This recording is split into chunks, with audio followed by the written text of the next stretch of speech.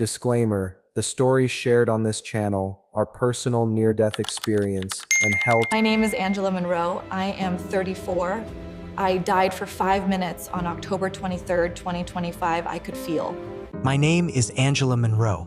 I am 34. I died for 5 minutes on October 23rd, 2025. I could feel. My chest was burning, the room spun, and I felt myself leaving my body. I could hear screams, smell smoke, and then a voice whispered, "This is only the beginning." I wanted to run, but I could not escape hell. 2 weeks before I collapsed, I was sitting alone in my living room, staring at my reflection in the darkened window. The streetlights outside flickered, casting long shadows across the room. A cold weight pressed against my chest, though I was bundled in my warmest sweater. I could not shake the feeling that something was watching me, something unseen, waiting. Every tick of the clock seemed louder, heavier, like it was counting down to something I could not yet name. The smell of burnt coffee lingered in the kitchen, and I remembered I had left the pot on the stove. Normally, I would have shrugged it off, but that night, it felt like a warning. I whispered to the silence, "God, can you hear me?" I had spent the day at work, organizing paperwork at the small nonprofit where I volunteered. My coworkers had gone home hours ago, leaving me alone with the soft hum of the fluorescent lights. The office felt empty, abandoned, though it had always been my sanctuary during chaotic weeks. When I returned home, I poured myself a cup of tea and tried to pray, but my mind wandered. I thought of the argument I had with my sister last month, Rachel and few persons, and I wanted to help back forgiveness, but my mind kept pondering on it and told me to pray for forgiveness. So the next day, which was Saturday, I felt weak cause I have intention of visiting Rachel and two of my co-worker to tell them few things as my mind kept asking me to go, but I couldn't. So the next day, which was a Sunday morning, and the church hall was warm, filled with the hum of conversation and the faint scent of coffee. I had been volunteering with the women's ministry all week, preparing for the outreach after the service. My head ached, and a dull fever had been lingering since yesterday, but I did not want to let anyone down. As I arranged the hymnals, I felt a strange tightness in my chest. I ignored it, blaming fatigue. My hands shook slightly, and the room seemed brighter and darker at once, like shadows were stretching over the polished floor. I glanced around. Sister Rachel noticed my pale face and frowned. "Angela, are you okay?" she whispered. I am fine," I said, forcing a smile. "Just a little tired." But inside, I felt a creeping fear, the kind that whispers truths you do not want to hear. I had been holding on to anger toward my sister, doubts about my faith, and moments of dishonesty at work. All of it pressed down on me now, heavier than the fever. I tried to pray silently as the congregation sang the opening hymn. "God, can you see me? Can you hear me?" The words felt hollow, but I could not stop. A flicker of fire seemed to flash across the corners of my vision.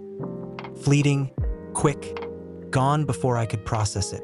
I moved toward the seating area, trying to steady my steps. Each heartbeat felt like a drum in my chest, louder and louder. My breathing was shallow, rapid. Rachel reached for my arm. "Angela, you look really pale. Maybe you should sit." I nodded, but before I could reach a chair, the room tilted. The music stretched into a strange, distorted echo. The fluorescent lights seemed to shimmer unnaturally. I tried to call out, but my mouth would not form words. My knees buckled beneath me. Everything went black. Even in that darkness, thoughts raced through me. Had I been honest with God? Had I forgiven enough, prayed enough, trusted enough? All my hidden fears, all my small sins, all the grudges and lies, they were laid bare in an instant, raw and unshielded. A spark of hope whispered deep inside. This is not the end. Not yet. I felt my body growing lighter, yet every nerve screamed in panic. Around me, the church erupted into chaos. Rachel's sobs pierced through the hum of shocked murmurs. Pastor James shouted my name, his voice shaking with fear. He pushed past pews, nearly tripping over his own feet as he ran toward me, shouting, "Angela, hold on. Stay with me." Hands reached for me from every side, some trembling, some firm, some pulling back in fear. The murmurs began, sharp, judgmental, relentless. Did she collapse because she is pregnant? Someone whispered. Or did she have an abortion? Another voice murmured. Then a younger woman sneered, loud enough for others to hear. Or maybe she's dating Pastor James. That is why he ran like that. Gasps rippled through the congregation. Children cried. An older man muttered, "God, have mercy on her soul." Others whispered, "How could a woman in our church?" Pastor James nearly stumbled over a fallen hymn book as he lunged toward me, arms outstretched. "Angela, look at me. Stay with me." His words were urgent, raw, almost desperate. The weight of the moment pressed on him as much as it did on me. His shoes scraped the floor, his suit wrinkled, tie loosened, and eyes wide with fear. I could feel the tension pressing into my chest, the fear of the congregation, the rumors, their disbelief, and quiet judgment. My ears burned as whispers collided with Pastor James' frantic shouts. "Someone call 911. Quick, she is not breathing. Oh my God, what did she do to herself?" A voice hissed, while another muttered, "Could she be pregnant? That must be it." I tried to focus on Pastor James' face, the concern in Rachel's eyes, the hands reaching to steady me, but my mind spun. The whispers of suspicion, the panic, the judgment, they pressed on me from every side. And yet, amid it all, a strange lightness began in my chest, as though some invisible force was loosening my grip on the fear, the shame, and the weight of their opinions. I felt myself rising slightly, a flutter of weightlessness brushing against my soul. The shadows followed me, stretching and curling, whispering questions I could not answer, accusations I could not dispel, echoing every hidden doubt and secret guilt I had carried.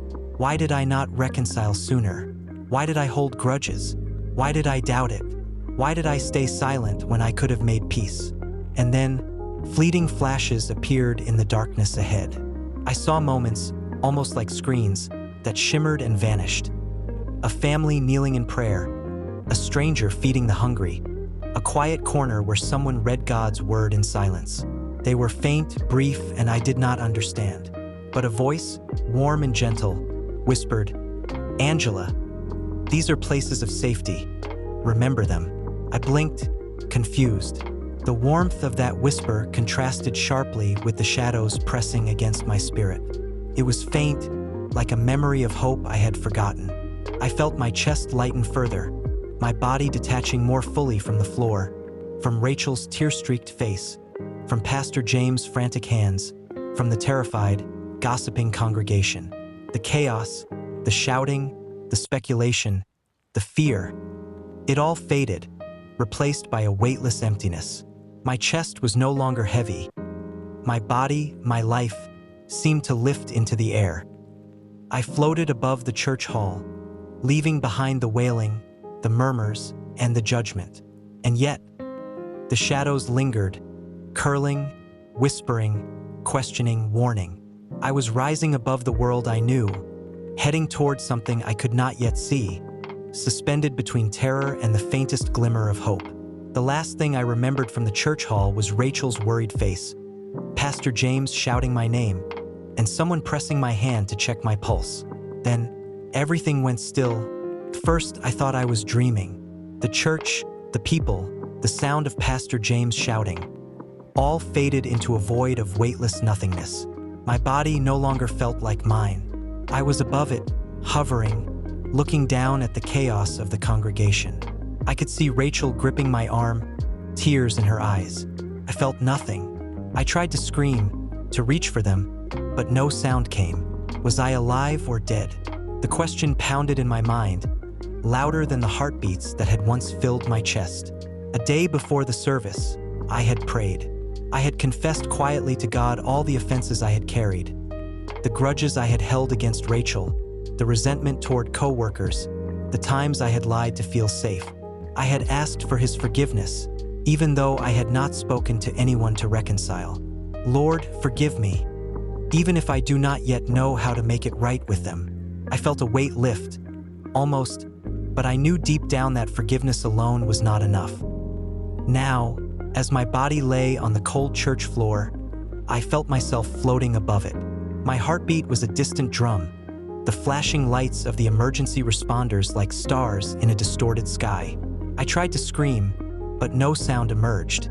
I realized I was gone. The air around me was thick, neither hot nor cold, but dense in a way that pressed against my thoughts. I saw the congregation from above, their terror, their panic, their prayers. Yet I felt no panic. I drifted higher, past the roof of the church, through a sky I could not name. The streets of my city stretched below me, silent, almost frozen in time. Then, a golden light appeared, radiant and inviting. A warmth I could not describe wrapped around me, and a voice whispered, "Angela, you are forgiven. Do not fear." The peace was overwhelming, almost unbearable. I tried to move closer, to immerse myself, but something tugged at my soul, pulling me back. Suddenly, the calm shattered. I was in a void of smoke and shadow. Chains clinked somewhere nearby. Faces of people I had wronged or feared appeared around me, twisting in condemnation. My own voice joined them, whispering every lie, every bitter thought, every secret resentment. "You deserve this," a voice hissed. "The Antichrist is coming. The world will burn, and few will be ready." I froze. Fear gripped me, a cold panic unlike anything I had felt on Earth. A vision appeared, like a gigantic screen floating in front of me. The flash scenes. Wars over faith, families breaking under stress, Christians being silenced, nations in chaos, young people losing hope, greed and lies infecting hearts. Each image struck me with the weight of inevitability. I felt the shadow of sin pressing harder against my soul, reminding me, "You are guilty too. You have faltered, and now the world suffers." Then, amidst the chaos, a warmth returned. A hand I could not see, a presence I could not name fully. It was Jesus. His voice penetrated the smoke. "Angela, you have seen enough of fear.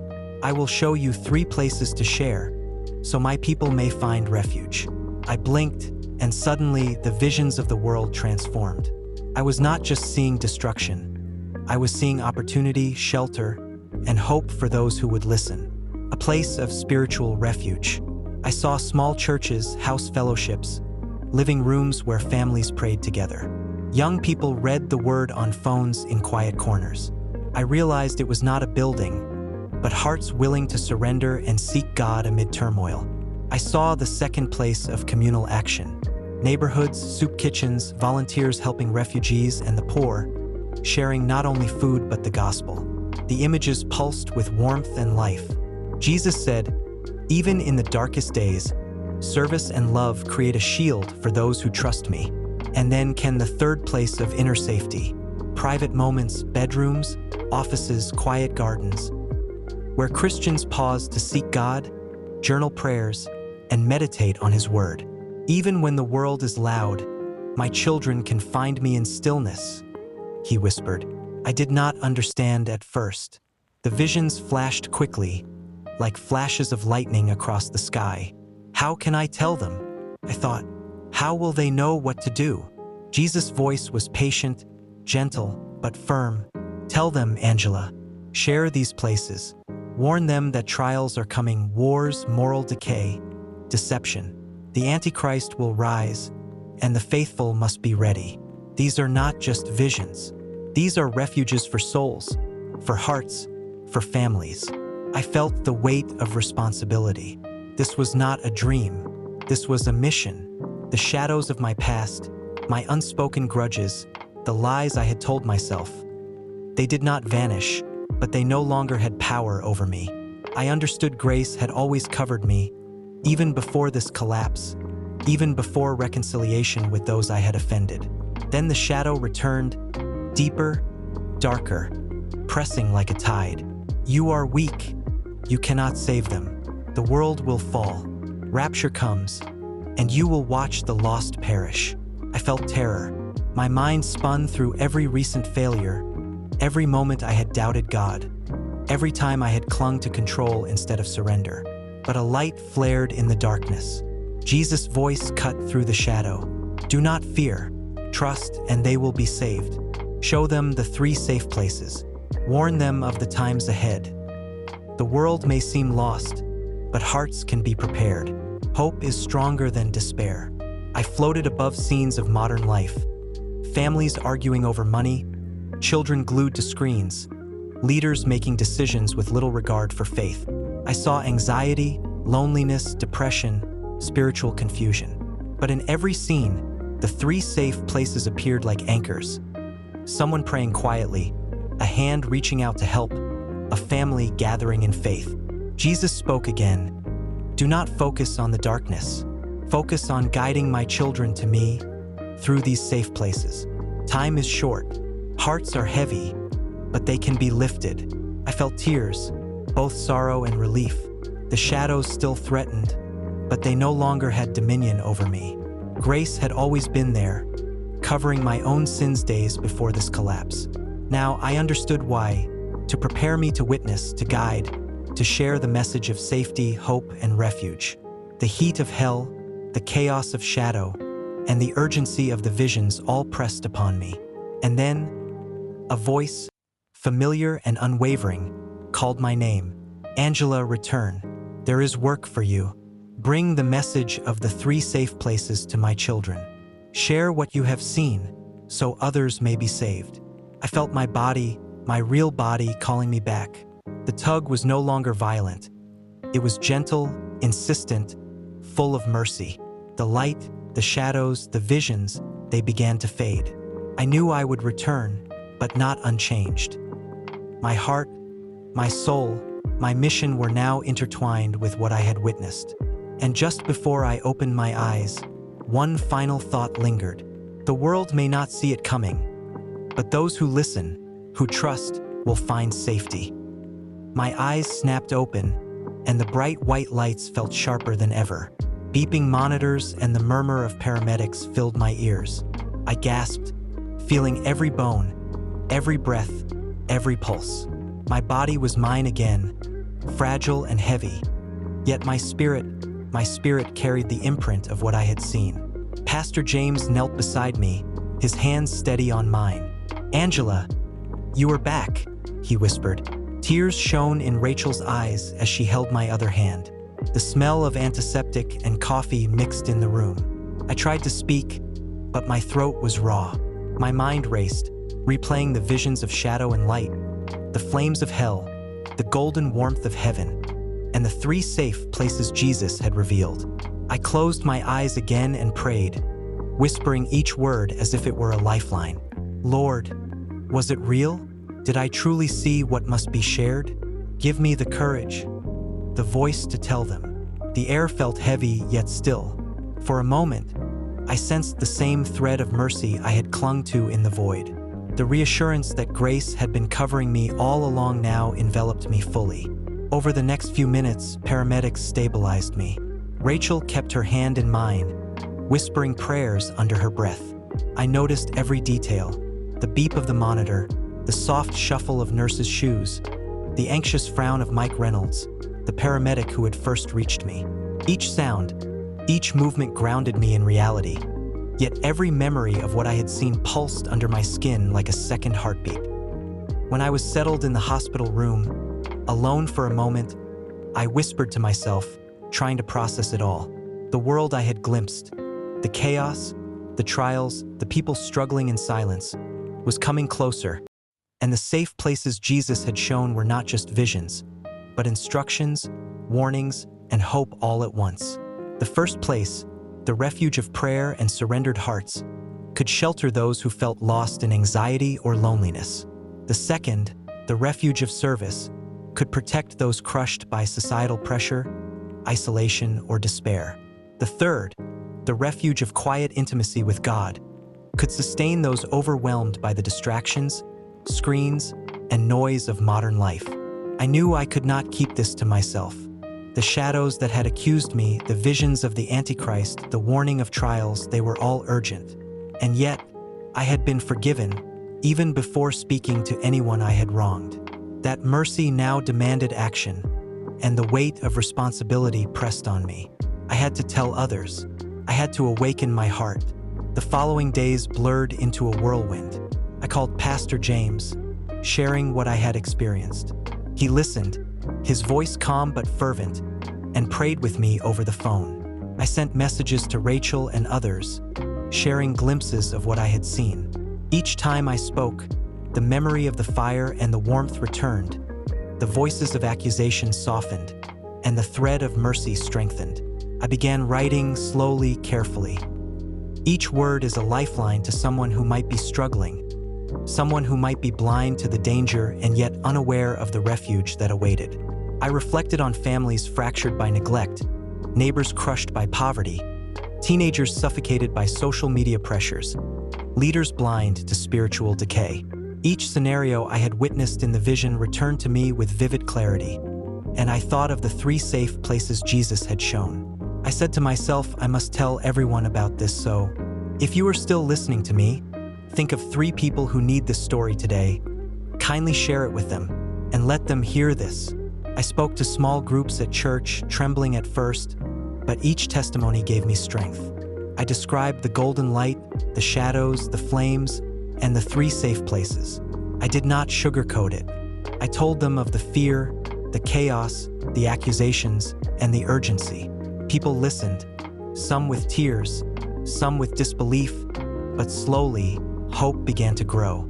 And I know it's true because I saw and felt it all, but I said to myself, I'll keep praying for them also. Type below the city and country you are watching from, so I can include you in my prayer tonight.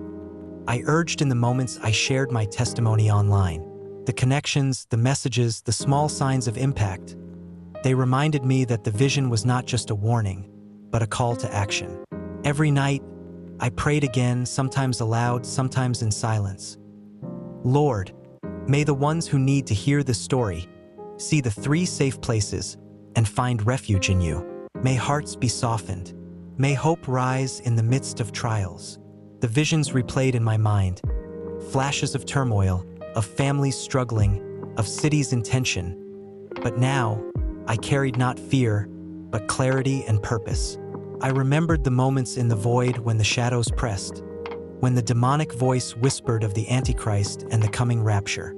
I felt fear, but I also felt power in obedience. I could warn others. I could prepare hearts. The 3 safe places, prayer, service, and intimate communion with God, were not just concepts, but sanctuaries, shields, and lifelines for a world teetering on the edge. And sometimes, in the quiet moments before sleep, I felt the faint heat of the hell I had glimpsed, a reminder that what I saw was real, that the mercy shown was precious, and that time was not endless. The world could change, hearts could awaken, but urgency remained. I whispered to the night, and if you have not yet, subscribe and turn on notifications. Together, we can reach more hearts who need hope. I thought of the countless unseen souls, those burdened with fear, doubt, or sin. Each one had a chance to find one of the 3 safe places. Each one could be spared from despair if someone carried the message faithfully. Weeks passed. I returned to normal life in appearance, but inside, I was forever altered. Every decision, every interaction, every prayer carried weight. I spoke more boldly about forgiveness, compassion, and spiritual vigilance. I sought reconciliation, visited family, apologized, and extended mercy. The forgiveness I had received days before my collapse had been real, but only through action could it be fully honored. Sometimes, when I walk past a family in the park, or a neighbor struggling with illness or debt, or a young adult alone with a phone and a heavy heart, I see the thread of the 3 safe places shimmering around them. I whisper prayers, asking God to guide them, to open their eyes to refuge and hope. And yet, sometimes I still feel the heat, as if it never truly left me. A shadow flickers in the corner of my vision, a reminder of the reality beyond this world, the urgency of preparation, the necessity of obedience. But I also feel the light, the warmth, the peace, the mercy that covers even the unspoken sins, even the hearts that waver. and I remember the words spoken to me. Go, tell them what you have seen. Show my children the 3 safe places. Prepare them for what is coming. They can be saved if they listen. Don't forget to subscribe, turn on notifications, and share this with 3 persons at least. I pray for courage, clarity, and faith, and I share the story, knowing that every heart reached, every soul awakened, is a step closer to safety, to refuge, to God. And I whisper, for all who will listen, for those who will pause amidst the chaos, protect your hearts, guard your souls, and share this message so others may be ready.